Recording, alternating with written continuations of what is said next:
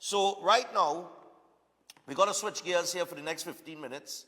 And we have our good friends from Elder Associates Limited. We have Mrs. Abina Noel Branca with us via Zoom. She's an acting clinical director. And we're going to talk about psychosocial stress factors. So, Abina, good morning to you. And where do we start? Good morning, Stefan. And we're starting right where you said. Let's start with the football. That's going to cause real people real stress. Yes, exactly. Plenty people done had their bets on the teams, and that's going to cause people real stress. So that is exactly what we're going to be talking about. The psychosocial stress factors, the things in our environment, either socially, relationship-wise, occupationally, environmentally, that can affect how we sometimes feel, how we sometimes behave, Right. and then what are some things that we can do about it. So that's where we started. Okay, great. So should we start in the workplace? Well, we can start in the workplace. All right. Because that's where a lot of people spend most of their time. Correct? Correct. So, yeah, exactly. So, occupational stress factors that can affect how someone functions, it's either they have high job demands, there's a lot of pressure put upon them to produce, and even having no goals or no direct responsibilities, because there are some persons who they're in their job but they really don't know what they have to do, and that could be stressful for some people because they don't find their jobs challenging enough. They don't find that they're being given opportunities for promotions, and that can affect how a person feels about themselves in the workplace. Right. Not having a job is also a big psychosocial stress factor. Yeah, we have a lot of that Being going on right now. unemployed. Yeah. Absolutely. Being unemployed, being underemployed. Yeah. Because most people don't realize underemployment is also a big problem. Right. Persons who are qualified but not working in their desired field or for their desired salaries cause a lot of stress on persons. You have persons who are qualified at a master's level, but they're working as a teacher's aide. There are different things that can affect how a person feels about themselves. And we know most people identify themselves with their occupation. I'm a teacher, I'm a lawyer, I'm a whatever. And if you are not feeling like you have been accomplishing what you set out for yourself as an individual, that can affect your self-esteem. That can affect how you view yourself and how you present yourself in the workplace, and also to the wider society, to your family, to your community. It affects all of those things. And Right. It also leads to the biggest challenge with work. It's the financial. Right. Not being able to commit to your bills, not being able to support your family, your children, not being able to provide for the basic necessities that a family requires, can cause persons to experience psychosocial stress. Yeah. What about like workplace culture? Like the culture of the workplace, whether it is poor organizational change, management, things like that. Absolutely. Absolutely. Workplace conflict.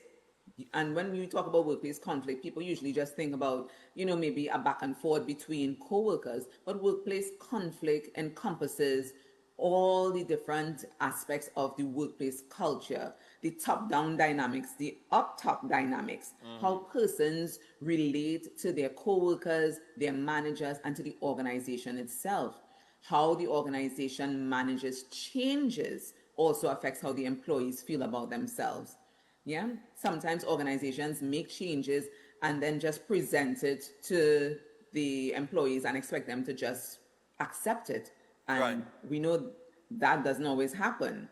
You Right. have to engage persons in proper change management, preparing them that these things are going to be coming forward, coming on stream in a month from now, 2 months from now. So people start to prepare themselves, but they can't tell me today for tomorrow, you're getting a new manager and I'm just supposed to be okay. Yeah.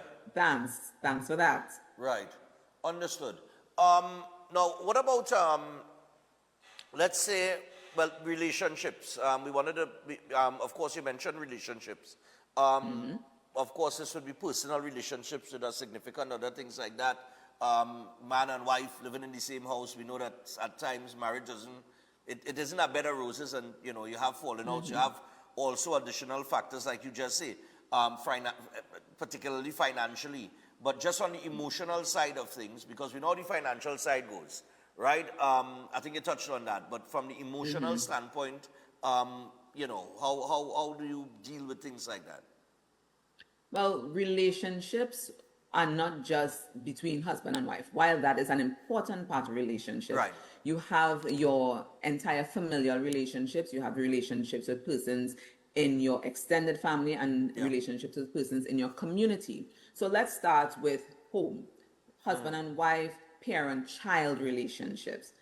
If those relationships are solid, you know, they're healthy, there's good communication, conflict is managed in a way that it does not disrupt the dynamics of the family, you find persons, father, mother, children, they flourish. You know, Right. they're able to handle communication well, they're able to handle conflict well, not just in the home, but outside of the home. So children are able to be social with their friends, they're able to make friends and resolve problems. And same thing for the adults. They go to work, they work well with persons, they know how to handle conflict.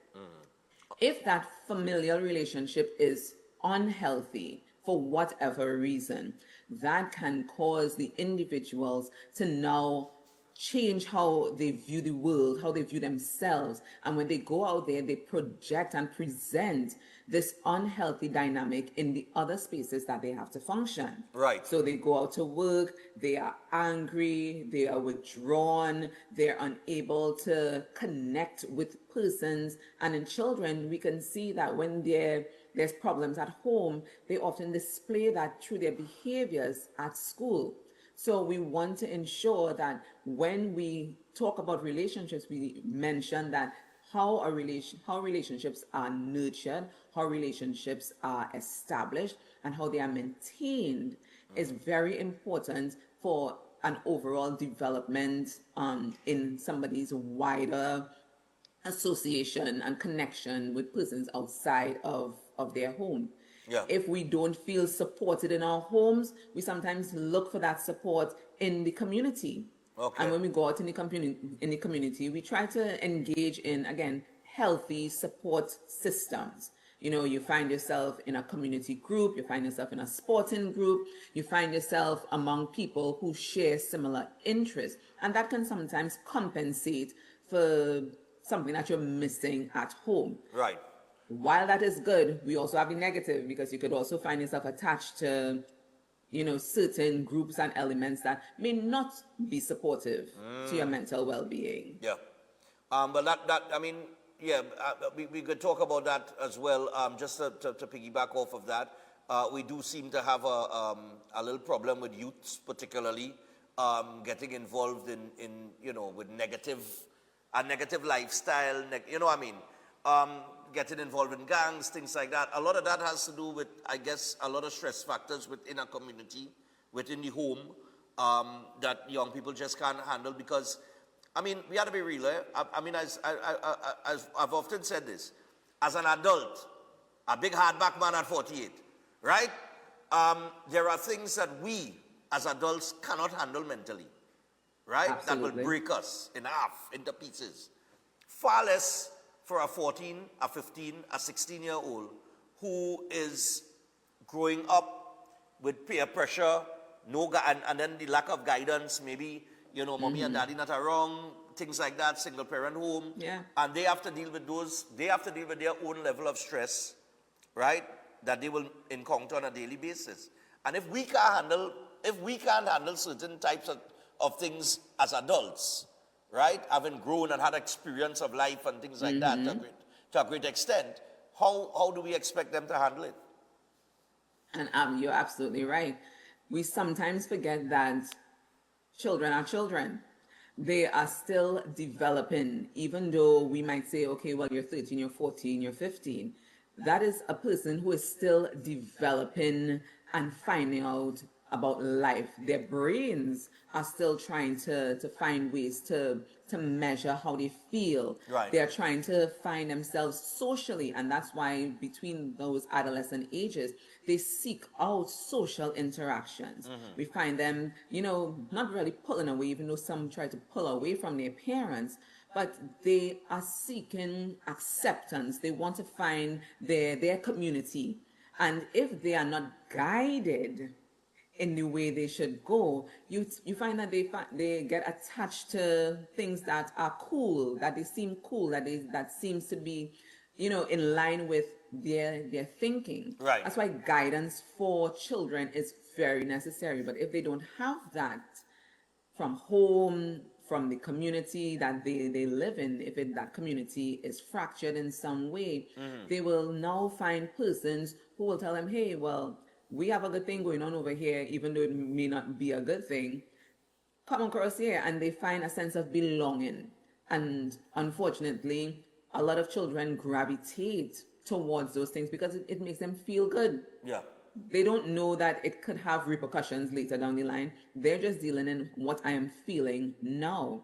And as adults, we have a responsibility to ensure that we provide proper guidance. Now, the old people used to say, you make your children, you don't make their minds. Yeah. But if you provide them with the proper guidelines, Right. you can still hope that they will follow and seek out the things that are positive, the things that add to their development versus taking away from it.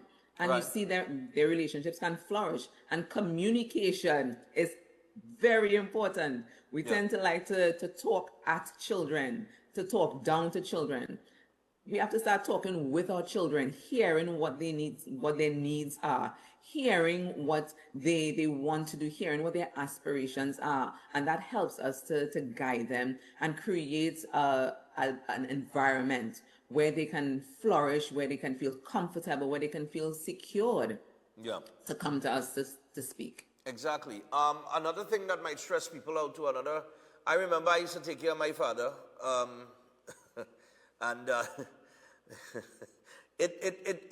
taking care of your parents when they fall ill and things like that, it takes a little toll on you. It could frustrate you at times, and you got to deal with those things. I myself, I have had to deal with that, but there are people who can't. It are people who. They have those responsibilities and they just can't handle it. You know what I mean? I would have never take my father and put him in a home. But a lot of that stress causes people to do things like that. Like I couldn't take my father and say, "Boy, I put him in a home." I couldn't do that, right? So I took care of him. But in terms of people who have to deal with, because you're dealing with that on one hand, and I know how the schedule is going. So you're dealing with that on one hand, and then you have to deal with everything else in your life on the other hand. And sometimes you feel like this is taken away from that and things like that. So, what's your advice on people dealing in situations like that? Well, for persons who are going through this phase of life change where they now find themselves taking care of their elderly parents and sometimes taking care of their young children. So they're kind of sandwiched in between, being a caregiver to both their parents and still parenting their own children. That can cause adverse stress to persons because in the midst of that, you still have to try and take care of yourself. And to find that balance, excuse me, can sometimes be overwhelming for persons. So like you said, you didn't feel like you could have put your dad in a home, and that is fine. But for many persons, that is an option because we don't have training as medical professionals to deal with certain types of illnesses that our parents may be exhibiting and experiencing. We're not doctors, we're not physiotherapists. We don't have the equipment sometimes to deal with that. And I think in conversations, we can sometimes deter persons from getting those types of professional interventions because in our culture, we kind of taught you don't ever put your parents in a home. That's sacrilege. You know, they give so much to you. Yeah. Why would you do that? But at the same time, can you administer the care that they need for when they at end stage Alzheimer's? Do Right. you have the clinical background to deal with them, to manage them after a stroke? It's Exactly. a lot of there's a lot of nuances in making those types of decisions. Right. So it's up to the individual what their needs are, what their parents' needs are. Because if you try to do too much, you can now put yourself in a position where you are unable to take care of yourself. And Right. if you can't take care of yourself, how are you going to take care of somebody else? Exactly. You know. You know, that's the thing. Yeah. We just have about a minute left, but in terms of, well, in closing, because I mean, there's so much to cover on this particular topic, including like, dealing with death, things like that, loss of a loved one. That is usually very stressful for a lot of people, for Absolutely. everybody that would lose somebody in their life that they love. So many other things that we could talk about, but in the final minute that you have here, what would you like to close with in saying? I would like persons to recognize that if you are experiencing any type of psychosocial stress, from your relationships to work to navigating life transitions and even societal and global factors, that you are not alone in your dealing. You are not alone in your suffering, no matter how minor or major you may think it is. Please reach out to persons who you can speak to. You can speak to persons in your community, you can reach out to your religious organizations, and please do not be afraid to reach out to mental health professionals that will be able to help you to navigate and manage these feelings that you have. We don't want persons to experience adverse symptoms that leads to more problems for them later on in life, because if you don't check your psychosocial stress factors, you can develop both physical, psychological, and cognitive problems. So we want to ensure that persons, if you are recognizing that, hey, I'm not dealing with this work situation as best as I could, seek out help. We at Elder Associates provide that type of environment to Right. support persons who are experiencing any type of psychosocial stress. So we are here. There are other avenues that you can take up. You can, engage in physical activity. You can read a book. You could go for hikes. We have beaches. We have everything here that you can use Yep. to help you manage and cope. But you also need support. And if it's not available to you where you are, ask somebody and That's right. reach out. Get the help. All right. Well, Abina, thanks a lot for joining us this morning, and the conversation was great. People, you can check them out. It's Elder Associates Limited. Check them out, and yeah, if you have any problems that you're dealing with these types of psychological issues, they could assist you most definitely. So, Abina, thanks a lot. Thank you for having me, Stefan. Take All right, care. no problem. Yep. So people, we have to take a break. And, that psychological aspect of things, you deal with it in, sports. We're in the middle of we had the start of the biggest sporting event in the world. And, athletes. I remember sitting down with Philip Watts in the interview that I did with him that we ran a couple weeks ago. All of it will be posted to my page. We'll be breaking it up in little pieces, right? And we'll post it to TikTok and other platforms and so on and so forth. But he did say that, he spoke about that to a great extent in terms of, the psychological aspect of things to the athletes. And just in general, I guess the best way of dealing with these issues, especially mental issues or psychological issues, mental issues, you got to talk, you got to communicate with people. Sometimes people just need to get things off their chest, Like me, I need to get it off my chest that I can't understand why Italy have put me through this sufferation of going a third World Cup without having any representation. I am totally demoralized from that, I'm not having a good day at all. Take a break, please. I'll catch myself.